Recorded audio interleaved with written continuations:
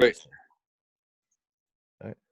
Hey, everybody. Thank you for tuning into another episode of the Art of Intervention Project, where we're creating a resource for families and professionals to learn more about what is an intervention, how do they work, and why should you use an interventionist. So today we have Bob Reid. This is a special day. Bob's hanging out in his living room, but today is actually Bob's birthday, and I'm excited. So tell people, Bob Reid, he's a well-known family interventionist around the country, but today's your birthday, so happy birthday, man.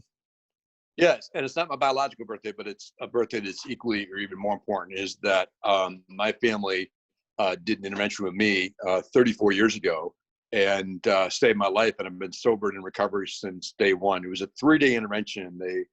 I'd been doing cocaine every day for 5 years. I come from a very close family. It wasn't a matter of like a lot of family pain. I don't have real traumatic childhood stories. I mean, there was insecurities and shame and different issues in my family and stuff that I had, and you know, we looked like the all-American family. My dad was a doctor. My mother's a well-known artist.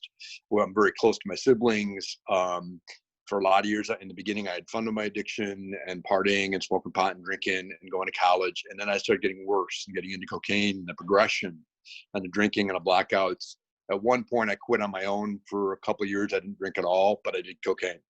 And I was going to college full-time, money in the bank, girlfriend. I had everything looked like I had everything together, and I just went off the deep end. And the whole time it was funny. I was telling everybody I was using less, and the whole time I was using more. And in the end, it got very bad, and I almost died, and a lot of bad stuff happened my last 4 months. Pretty much lost everything, and my family intervened, and it's still, despite overdosing, failing out of college with one course left, losing my girlfriend, etc. Of 5 years, you know, a lot of hospitalized, a lot of stuff happened. I still didn't get it. I still thought if I just had a job, I'd be okay. If my girlfriend didn't leave me, I'd be okay. Mm-hmm. So all the blame and excuses, I couldn't see it. And my family did a 3-day intervention with me, and it saved my life. And I've been in recovery since day one. I've been sober today is my 34 years. It's been an amazing journey. I was able to go back in my recovery for my 4 degree, back getting my master's degree, became a licensed therapist, became a dean of a college in my practice and my recovery. And at one point I was homeless doing cocaine and a previous addict 34 years ago, and an alcoholic. Recovery's just been amazing. So it's, you know, anybody transformation is possible. I'm very, very passionate about interventions. I've helped maybe 1,500 families nationally, and not just for addiction, but mental health, trauma, personality disorders, eating disorders, schizophrenia, psychosis. I'm somehow gifted to intervene in really complex situations successfully in most cases. So it's hard work. It's exhausting, but it's very rewarding work too. As you know, I mean, you've intervened too, and it's really rewarding. I feel emotional about just today because of what it's done for my life. You know, I'm happily married, got a great career and a family, and it's amazing. It's life second to none. And it wouldn't have been possible if my family had not intervened and loved me enough to take that risk, because it's scary for families, unknowns, it's painful. You know, they have to look at some of their own stuff. And so it was a big step my family took back 34 years ago when interventions weren't even as well known then as they are now, you know?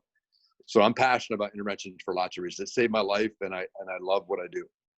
So Yeah, well, we've been able to share several meals together and get to know you over the last couple of years, which has been really cool. So I'm glad we actually did not get to interview the other interviews we tried to schedule, right? Because we got to do this today on your birthday. Yes. I think you planned that one, and I really didn't. I know, I really didn't. and it's really cool. So I think when you look at the fact that you are exactly on the other side of the family that's calling you right now. My loved one is, so Bob Reid was, now you are doing these, helping people in the world. What really is an intervention? How would you describe it? That's a really good question. I would say interventions are a process that invites courage, change, truth, love, compassion, empathy, boundaries. The idea of intervening is, and families often think, well, the person hasn't had, if it's drugs or alcohol or mental health or eating disorder. I do a lot of complex interventions for eating disorders. Well, they haven't hit their bottom yet. And the problem being, it's not about whether the person's hit their bottom yet. It's about whether the family's hit their bottom. If the family realizes through their best efforts, they're doing everything they possibly can, often with no blame, they're doing everything they possibly can, but it's bigger than them. It's more painful than them, and it's bigger than them. And so when they realize what they're doing isn't working, and giving them the results they want. When they're at their own bottom, so to speak, the families are in so much pain lots of times. And that's what's so important, again, to have something like this, Rob, because a lot of families don't really know. They don't know what it means to truly get a good interventionist, too. And we'll talk more about that, and about therapists, about what's a good treatment program, and all the questions that they're going through, how do they do this collectively, and with love and concern, how do they facilitate it carefully. And I've done about 1,500 interventions successfully with I think less than 30 people didn't go that day out of 1,500. So doing something right with that aspect. And I never even set out to do this work, but there's an art to it, like the name of your series on this. Yeah. And it's very, very serious. It's life or death. It's families' relationships are on the line. It's life or death lots of times with addiction and mental health. And it's something I take very seriously. So it's really a collective body of love and truth, reflecting that back to the person that they're worried about. And also, as a therapist, because I'm a therapist, I'm able to talk about the entire family. I focus on getting the entire family help. It's not just the person. And that often helps the person who appears to be the identified patient, the one with the most, the addiction or the mental health, the most. It's acting out the family pain the loudest, is what they call that. It appears to be the original reason they call it. It's often really, it's a call for the whole family to heal and to change and pull together, and not only save that person's life, but their relationships can heal and move forward in a much better way. They're very carefully planned. I spend many hours. I do probably 2-3 hours preparation on the phone, 6, 8 to 10 hours of preparation in person with the entire family before we even intervene the next day, before I even meet the person. So, and wherever they are, fly or drive, wherever they are. It's different now with the COVID, coronavirus, but I think we'll get through this, and I'm still helping families anyways every day in different ways, and creatively intervening. I did one with a family from Beirut, Lebanon, did it all by Zoom, and I did just as much preparation by Zoom. I did the intervention the next day. I got them to fly all the way to the States for treatment. Wow. Yeah. And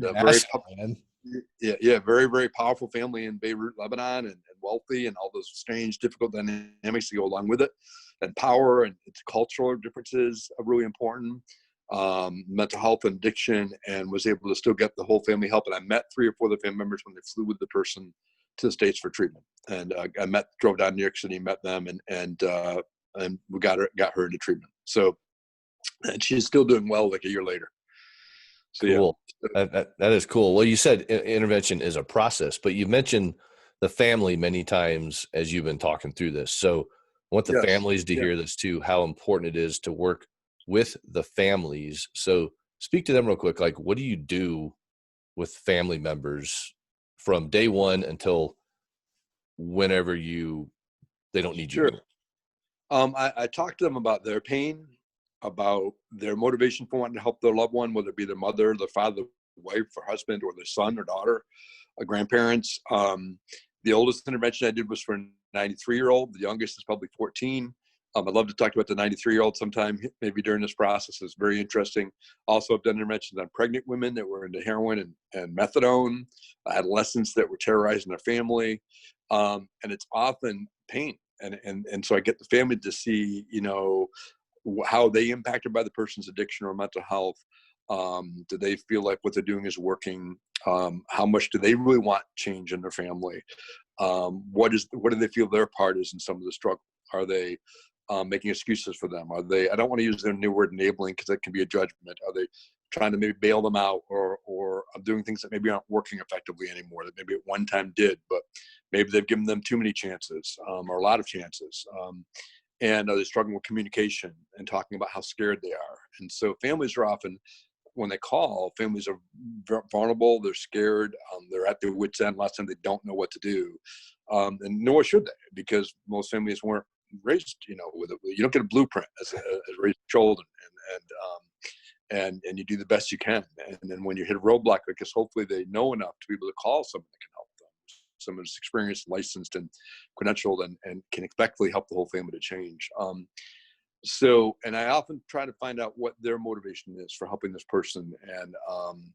And a lot of times they're afraid of losing them. They're afraid of a divorce or an overdose. They're afraid of them going to jail, like going bankrupt, whatever it might be. Whatever problems the addiction and mental health are just afraid of losing the person in general as they slowly slip away with their mental health and their addiction. And so it's complex, and trying to get them to be the key people involved in the intervention. And it's interesting too, because lots of times the people that are most the most angry or don't want to really be involved sometimes in the family, often are the ones that hurt the most, that truly love them the most at one time, were the closest in the family. Mm-hmm. It's helping break through that anger and helping have compassion and realize the intervention can come from a place of love and concern and insight.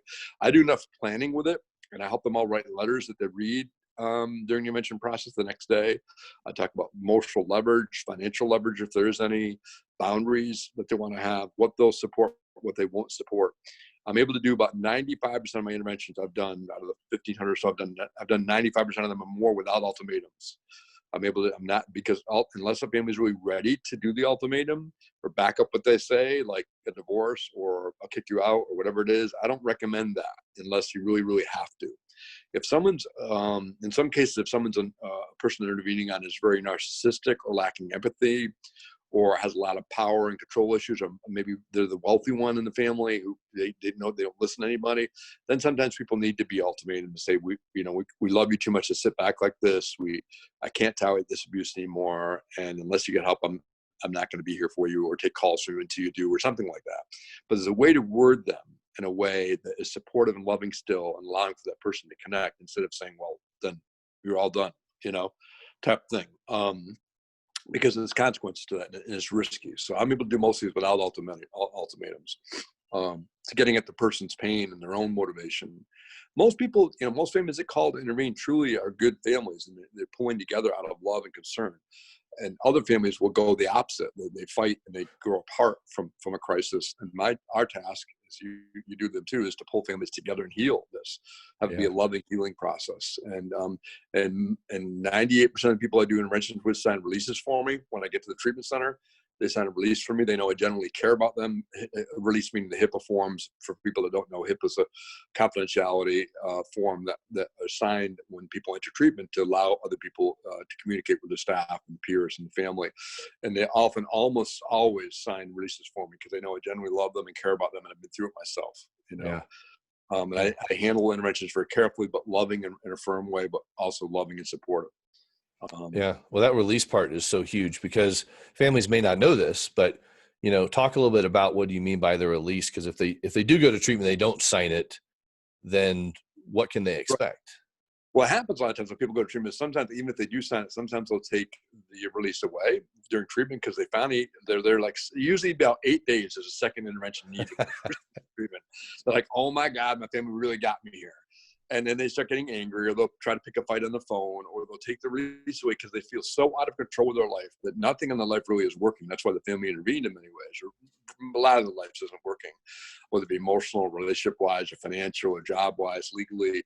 So they're so at their wits' end, they finally realize the family really got them there, and then they get angry and they want to blame a little bit. And sometimes they'll take the releases away so that the families cannot communicate with them because that feels like that's the only thing they have to control over. Good facilities, the few times that's happened with me, the facilities were able to get them to sign a release again later, a couple of days later, a week later, when they were done being angry. The importance of it in the beginning is for transparency and for support and love. And so the family gets to be able to communicate, not bombard. Usually I try to recommend one person be a spokesperson, and not instead of 10 people calling the treatment center, because the treatment center has to be able to do their job and focus on the identified patient. But they include the family usually with work later on in the person's stay. Initially, they should hopefully be involved and get as much information as possible from the family, even before the person gets there. I usually encourage them to do a complete intake with the person, and I give the treatment center as much information as I have also about the person. I'm assessing them from the first phone call all the way through the whole process. And then have the family included, and then have maybe a contact person for the family, a mother or sister or spouse that the person will sign a release for. Sometimes people sign a release for everybody in the family, but usually it's 2 or 3 people in the beginning. And so there can be open communication that you can't call. It's not good to call treatment center in general. Most treatment centers don't want calls, 5 times a week kind of thing, but weekly updates is reasonable. Again, they have to focus on the patient, but they also have to address the family pain and concerns. And that's where like a good family workshop, like Cottonwood, for instance, a treatment center I work with, has a 5-day family program. Karen Foundation, I do a lot of work with in Pennsylvania, Florida. Both those facilities are very, very good. Karen does a lot of work with families, and they do have a 5-day family program. They have a family restructuring program at Renaissance or Ocean Drive in Florida. Pace Recovery Center, my friend Lenny Siegel and Pace Recovery Center, and Extended Care for Men, and they do a great job with family work, whether it be weekend or staggered throughout their stay or a really good family program. It's very, very important to get the whole family help because they're hurting and healing, and they can be a part of the person's support. It's so important to include that. And most good reputable treatment centers, there's a number of other ones I can work with eating disorders, even like Denver Q or ERC, which is very, very good with eating disorders.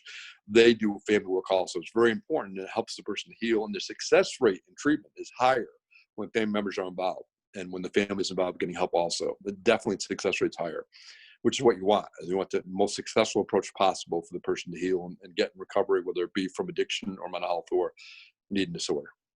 Yeah, And I hope that it's was huge. okay. Yeah, and I hope that was okay to mention some facilities that I work with. Yeah. Yeah, okay, great. Yeah, Good. and I think it's important for families to know this too, is when you say you work with them, you're not employed by them, but there are places you refer to Right. because they're an upstanding and great program. Right. I don't refer to any family, any programs that I have not met and intimately know them staff wise and met them. I've worked with Karen for probably 13, 14 years. I've brought a couple hundred people there. I have no financial ties with them whatsoever. I've never been paid by a treatment center ever. I'm a licensed therapist. That's unethical to do that, first of all, because then the motivation would be money. So that can't happen. And anybody that does that should not be doing interventions. It's not ethical. And I've done a lot of work with Cottonwood with some complex mental health stuff, ERC with eating disorders. I feel good in the fact I'm a licensed therapist. I'm independent of all them. I can objectively make an assessment of what's appropriate for that person or that family, and what the person's treatment needs are, whether it's mental health, whether it's straight addiction, what's their need for detox, what kind of family issues do they have. Can they take a leave of absence from work? That's an obstacle that's often we run up against, and I help with that, getting a leave of absence from work or college to go to treatment. What are the financial limitations of the family or abilities of the family to pay for treatment, or is there insurance involved or not? How is that going to dictate the course of treatment? All those things are very, very important to include. So I assess all that in the process of helping the family. Most of that we try to address before the person even gets there, so that it's successful. Yeah. Yeah, So which is why I'm doing the Art of Intervention project, is because we want people to hear that when you can see these different ways of helping the family, the loved one, the whole entire system, because when the loved one does go to treatment, the family has now lost something that is a typical disruption in their life, right? Like we're tiptoeing yes, around the person with the addiction, but addiction is twofold in this situation. And so speak into right. this too, because we're talking about addiction, recovery, and transformation. Is addiction from the loved one standpoint, but also addiction from the family standpoint to the loved one. Yeah. Oh, absolutely. They often will be as focused on as the person's addiction gets worse, or the mental health spirals out of control.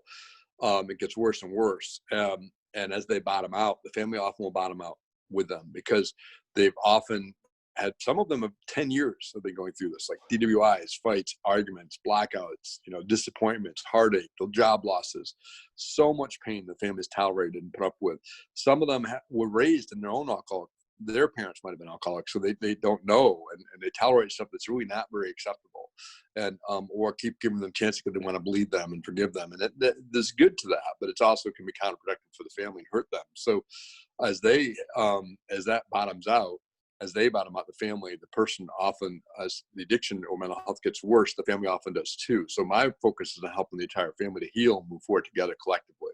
Very, very important, because they're not in a vacuum. It's everybody's in this together, and often the person with the addiction or mental health is very self-absorbed, doesn't realize how much they're hurting everybody else. Often they don't want to, and they feel remorse. Sometimes, most of them, not all of them, depending on the pathology. If it's a personality disorder that doesn't have much empathy, then that's a whole nother thing. But I've done lots of interventions for personality disorders too. I'm being a licensed therapist. I'm able to. I started out doing interventions before I even knew what I was doing. Before I even became a therapist, I started out doing them. I always had a knack. My first year of sobriety back in 1987, I had a knack for getting people treatment. My first year, I realized that, and I started doing that. And then it took me 6-7 years by the time I was done my master's. By the time I finished my 4 degree in my master's, I was 7 years sober. Then I was licensed therapist. I went to trainings on them. I was involved in intervention for a family member. I liked what happened in our own family, and then I just got skilled and better at it as I went, and evolved as I went. And I learned a lot from clients and from families, as well as my mentors, my supervisor. There's a lot to this. And the treatment centers that I work with really ethical, solid, some of the best treatment programs in the country. I'm very, very careful where I bring anybody. I'm very involved in the process of not only doing the preparation, like I said, 6 to 10 hours preparation with the family, then the intervention, then transporting them to treatment, although it's a little different with the coronavirus, but transporting them to treatment, and then getting them into treatment. And I help go I get them admitted, I help them sign releases for everybody, and I stay involved all the way through for 2-3 months after that, and getting updates regularly. So, and I'm happy to, I'm honored to do that. It's a wonderful process to see people recover. I'll tell you, one of the interesting things was this one I mentioned earlier that made me think of him. He's passed away since then, but he was 93, and he died with 4 years sobriety. He was 93 when he intervened, and he was a Korean War veteran and combat veteran, self-made millionaire, was an accountant at age 90, was still an accountant for hundreds of people. The guy was amazing, but started drinking more heavily in his 80s, late onset of alcoholism, stress-related health issues, started getting aggressive with his personality towards his wife, arguing a lot, all that kind of stuff wasn't there for many, many years. And it started getting worse. He was drinking and driving still, having an affair, taking Viagra, having an affair. He's 93, having an affair. Wow. Causing all this pain. And so we intervened with him, and he's like, I'd rather die than go to treatment. He was 93, been Korean War. He was like, why would I want to go to treatment? I'll quit on my own, he said. And he was ironclad kind of guy, could do anything kind of guy. And he thought he'd quit on his own. We said, that's dangerous for you. The withdrawals are very dangerous. We don't recommend that. He called security and had us removed because he lived in a gated community. So he had his daughter, son-in-law, myself, everybody removed. And as we were leaving, we were there 3-4 hours before he did that. And he just wouldn't talk anymore, and he had us removed. And it wasn't a nasty problem. We got there, we're going to go. We understand you want us to go. You think you're going to quit on your own. We don't recommend that. We're very concerned. Your daughter's very concerned. Your wife is, your son-in-law. But we're going to bring your wife with us. Well, what do you mean? They've been married 60 years at that time. We brought her with us and had an apartment all set up. She moved into that apartment that day. The next morning called and said, I'll go. Who's going to cook my eggs? And because we changed the family dynamics, we changed the family system, and no longer was she going to tolerate that. And he went and he requested a second month of treatment. And I think 4 years later, he was going to A 5 times a week, walking every day. They had sold their house. They're doing great. He was sponsoring people, had a sponsor. He was 96, 97 years old. It's really a quality of life decision. That's what it really was. And having an emotionally available father they didn't have to worry about. They didn't have to worry about him injuring himself or anybody else because of that. And he was back to his usual loving self. So it was a pretty amazing transformation. It's never too late to help a loved one. That's amazing. I love that. Yeah.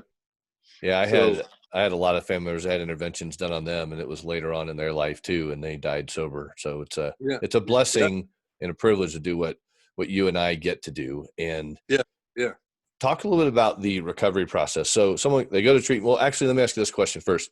So people hear these things of like invitational, surprise model, all these different models and stuff out there, right? But are most of yours, when you do the interventions, are they aware you're even coming? They're not aware I'm coming. And I haven't thought necessarily to really change that. A lot of people do the invitational model. I'm capable of doing that. I've certainly done a lot of them, like in my own private practice. I had a private practice for 7 years where I saw 30 clients a week. I ran a thriving women's group for like 10 women came every week for a couple of years. Did a lot of individual work, couple family work. So I've always been able to invite people in to make change and hear people's perspectives and help to pull together. But what worked for me the first time I did it back in the 80s and 90s was so successful, and it's been so successful that I don't want to change it. I haven't done necessarily change it. People say that there's damage done that way. I haven't found that to be necessary. If that was true, people wouldn't be signing a release from me. Right. Clients, countless people call me a month later, 6 months later, a year later, 10 years later, 15 years later. The other day, someone said, thank you so much for saving my life 15 years ago. They're still in recovery. Wow. So I wouldn't, I'm very careful and very ethical. So I wouldn't be doing anything that would harm anybody. And at least 99% of 1,500 interventions I've done have really openly signed a release from me. And that could have a connection with them. So if someone's saying the process I do, the Johnson model, isn't effective. They're not accurate in that. At least they're not. Their style isn't working. Maybe it doesn't work for their personality or the Yeah. people they work with. Because I found it to be very effective because it's done with so much love and so much planning. And most of the time, people realize that. Most of the time, the people in receiving it realize their family. Like I have family flying in from California, from Guam, from Europe, from England, from Hawaii. They fly in. There's 6, 8, 10 people. Leave everything they're doing to surround this person with love and concern and or drive or whatever it is. And they're so touched by the fact that the family usually that they're done right. And it doesn't mean it's always that way in the beginning. You still have a resistance and anger and apathy, and lots of people say no in the beginning. I just don't. I'm pretty relentless, and I don't give up until the person agrees to go. Unless the person gets aggressive or violent, which has only happened a few times, and I even have security when that needs to be in there. Most of the time, 99% of the intervention is a very loving, healing, carefully planned process. So I've been doing enough of these. I'm very careful about everything and I'm very thorough from everything from A to Z to try to cover ahead of time. So it's done in a way that everybody can be receptive and hear each other too, you know? Yeah. Well, it's all in the delivery. It's in the delivery. Yeah. It's in the delivery. And so I think that interventions can be, mine was based on Vern Johnson's model, but interventions are a collective process of healing and love and change and asking a family member to change with them and together, you know? So I don't know where I went off on a tangent there, Rob. No, there's a lot of hope in that because I want people to hear this too, because again, there are different ways to help a loved one. Yes. Yeah. And the important thing is when you can hear someone that's been doing these for as long as you have and your method works, but it's also in the delivery. When you come in, it's full of love and it's full of compassion and empathy. Like you said, you've been there. You've been that guy that people are sitting down with. So you have a really cool connection point there. And then, they agree to go to treatment, they're getting their help. And then there comes this word like they're in recovery. What does that mean to you? Well, I think that recovery can mean a lot of different things to different people. And I think it depends on what a person's truly recovering from. Are they recovering from childhood trauma? Are they recovering from abandonment? Are they recovering from an overdose? Are they recovering from alcoholism, drug addiction, combined alcohol and drugs? Is there any sexual abuse? God forbid. That's always a really painful, difficult, delicate issue to address. And often the person needs to be sober in recovery a while. They can begin to address those kind of deeper traumas in early recovery. But further down the road, it's better to do that once you're really well grounded and find therapists that are clinically skilled enough to address childhood trauma or mental health. And are they on medication? Is that an issue? So the word recovery means to regain something lost. A lot of people feel like they never really had themselves, sadly. Most addicts, it's a hole in the soul. So maybe they didn't have a chance. Maybe they grew up in a family with addiction in their own family, or maybe they did have abandonment or trauma and never really had a fighting chance. And that's sad. And so then people bury their pain, understandably so, with addiction because it soothes them until that turns on them too. No longer is a healthy coping mechanisms. And that turns on them and creates more problems for them. And often people with addiction, if they have childhood trauma, will re-traumatize themselves. And they re-traumatize themselves over and over again, don't even realize it. And I've done interventions with strippers that were, basically objectifying themselves with themselves, and they didn't realize that they're re-traumatizing themselves from a childhood trauma that happened to them, abuse, and they were so relieved to find out that's what they were doing, and they changed their whole life. They got in recovery, they really got integrity and respect back, and they could look at the family in the face and no longer be ashamed of what they're doing, and they didn't have to do that to make money because they didn't have to feed their addiction. So to me, interventions are very non-judgmental. I've heard everything under the sun. There's nothing that I really judge. I was there. I was great, and I was heavily into cocaine and not proud of everything I did with that, and with dealing drugs and all that kind of stuff. So it really can be a really transformation and healing process. And recovery is really about finding a way to have healthier relationships. I think healthier self-esteem. Feel better about themselves, maybe having a purpose, I think is an important part of recovery, having a purpose, having connection, having fellowship, having a God or spirituality of some sort. Doesn't have to be Jesus, doesn't have to be God, but something meaning to them, gives them meaning, a power to themselves, a connection and a meaning and a purpose and some stability and some happiness, hopefully, and a way to maybe give back to the world. And there's lots of ways to do that, so it's exciting to be a part of that. And treatment and the intervention is just the beginning. And that often is addressing problems that have been going on for many, many years. Then treatment is kind of the foundation. And what's really important is the aftercare piece, the follow-up. Extended. They go to the extended care. They involve in therapy. They're doing Al-Anon. They're doing AA. Are they working out? Are they going to church? What is it that helps them going back to work? What is it going back to college? What is it that helps them support a new sober lifestyle and a healthier lifestyle? So that's an important part to address during the, and things don't change overnight. And it's important to remember that, but the change can happen with a good foundation, Yeah, and because good a lot of family members, as you hear, like they expect, the loved one's going to go, they're going to get fixed, they're going to come back, and everything's going to be all good. But it takes a while to even see that transformed life that we talk about in recovery too. Like Yes. the more you do the things that will help you be better, years down the road, like they can look at you now and be like, "What, you used to do what 34 years ago? Right. No way, Right. whatever, Absolutely. Bob, come on, Yeah, I've had many people tell me that because my life is full of intent. Like once I went through treatment at Hazelton, and then went on extended care. I did a family program at Hazelton. My family in 1986. I was maybe 4 or 5 weeks sober. I've never lied to my family again. I got my integrity back. I made amends. I told them everything. I came clean about everything. They forgave me. I forgave them for their mistakes and errors. And I came clean. I very much became a person of integrity, a person that thinks about other people, who loves other people, who generally cares about how he treats them, who really is able to show up and be emotionally present. That's the biggest gift I think recovery's given me, is the ability to show up and be emotionally present for people, and be emotionally available to people, because that's the gift. It's about love. It's really about love and being there for one another, connection and being there for one another. I wasn't able to do that when I was actively addicted in my last few years, especially. I come from a good family, but in the last 3 years, as my addiction became more, I became more self-centered and more in denial. I couldn't be present to people. I couldn't show up that way that I can in recovery. Now I can be present to people, and that's a beautiful gift, Yeah, connection is the opposite of addiction. And yeah. so one question I like to ask is, so when a family's going to call you or another interventionist somewhere, and they're checking out like who's the right fit for my family, what are Sure. some key questions that people could ask an interventionist when they call that person to say, "Hey, we need help"? What should they be asking?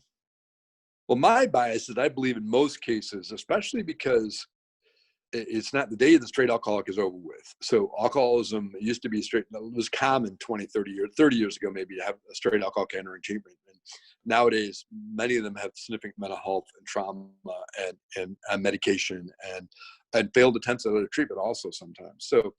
So my belief is that that people should be, sorry, someone's calling me again. So people should be, it's good to be a licensed therapist, or at least a clinician, and also people that are who've had their own caseload, had their own clients, that have liability insurance, that have something to lose in this, that really are trained to take it very, very seriously. Someone very experienced. You don't want someone who's intervening who's 6 months sober or 20 years sober, has never had clients, never had a caseload, never been trained properly, never done any intervention trainings, and they're out there trying to do interventions, and it's very different. 12-step work, which is something one alcoholic help and another in AA or NA, is very different than intervening. Intervening is really about helping the entire family. And so it's crucial that families find someone who's licensed, credentialed, a therapist, liability insurance, someone who's really had many, experience treating mental health, experience treating alcohol and drug addiction. What do you do with withdrawals? What do you do with aggression? What do you do with untreated mental health, untreated trauma? Complex family situations, eating disorders. What do you do with all those kind of loaded issues, painful issues that are scary and potentially life or death? What do you do to intervene successfully and intervene? And what is the success rate? What is success rate? Not only getting the person to treatment, but how many of them have actually stayed in treatment? It's hard sometimes to really know how many people actually stay in recovery after that. I myself follow up for 3 to 6 months often with people, and I generally get a good feeling from where people are at, but I'm not able to track. I'll always track everybody because they've often gone on to treatment, then they go to extended care or therapy themselves, and they have other systems in place beyond my support after the first 3 months, 4 months kind of thing. So it's hard to always follow that, but what is their success rate? What do they do? Another real important question: what do they do with the person who's apathetic? What do they do with the person who's very, very resistant to treatment? What do they do with someone who's tried treatment before and relapsed and has a lot of shame and won't go back? What do they do when the person's been angry, has a history of violence? I have a group of 4 off-duty police officers that do interventions with me in the case of violence or guns or weapons. I've done, out of the 1,500 or so I've had 25 or 30 that I've done with them We have a 100% success rate with getting those 30 into treatment without incident, without violence that day. And all of them had terrorized their family. All of them had weapons or guns. And I do the whole preparation with the family first, like I normally would. Then we bring the 4 off-duty law enforcement officers into it. They're people that did security for President Obama, Senator McCain, high profile these people are, and they come in and do the intervention with me and make it safe, and they don't leave the room, and they make it safe, and we're able to effectively get the person treated. Even people that are really pretty antisocial, angry people have been able to effectively do that. So what's the success rate with what's the person's success rate with a complete refusal to go to treatment anywhere, complete refusal to recognize the pain they're causing? How good are they at getting at that root cause and turning that into a yes, I'll go? Turning that into yes, I need help. Turning in, okay, I'm sorry, I love you, I'm sorry, I want help. And how do they transform that no to a yes and lead the way and lead the whole family to getting help? So, and I think it's complex. I believe it's life or death for most people by the time they call. Last time somebody's been waiting a long time, so the addiction or mental health's been going on for a long time. So when it's untreated, it's like a snowball, and it's often have had many life or death experiences. So it's not only life or death for them, but it's also the family, the relationships on the line. So anybody doing this should take that responsibility very, very seriously. It's someone that I take very seriously. I had one of the questions you just asked was, or are they getting supervision? Are they getting supervision while they're doing this? Do they have someone that they meet with? Do they have their own therapist that they meet with when they're out there doing interventions? And are they focusing on the individual, or are they focusing on the whole family? Do they really focus on helping the whole family or the individual? And how much follow-up do they do? And also, I think that what do they do when the person's really intoxicated? How do they intervene with someone like that? What do they do when the person's going through withdrawals? What do they do with the person who's suicidal, or if they're suicidal, or God forbid, homicide? What do they do to handle those crises that can happen?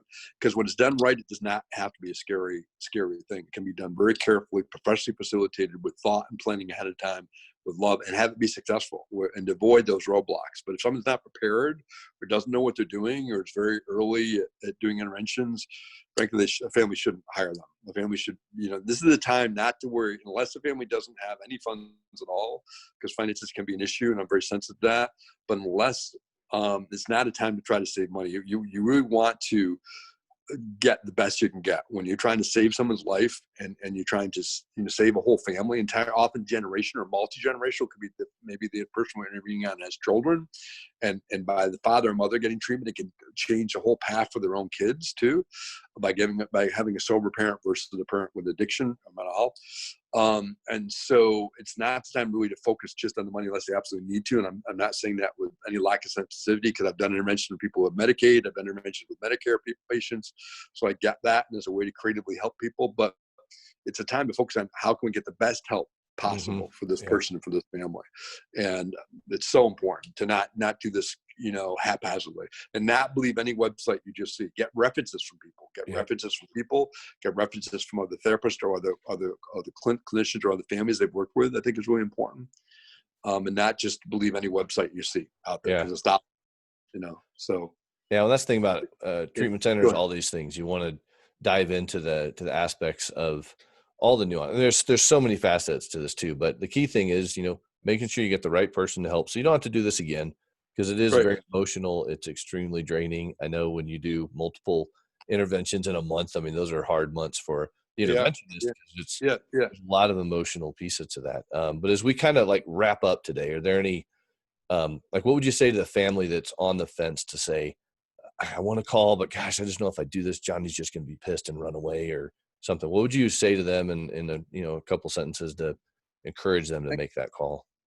I guess to know that any consultation with me are free of charge. I don't even charge the first half hour. I often spend, a couple hours in the family just focusing on their concerns, their pain, and how to help them be successful. I try to be very creative, brainstorm, help to give them hope that just because the person's been resistant, I can't tell you how many hundreds of people said, I'll never go to treatment, they end up going. Or if you do this, I'll be so mad at you. And they're not.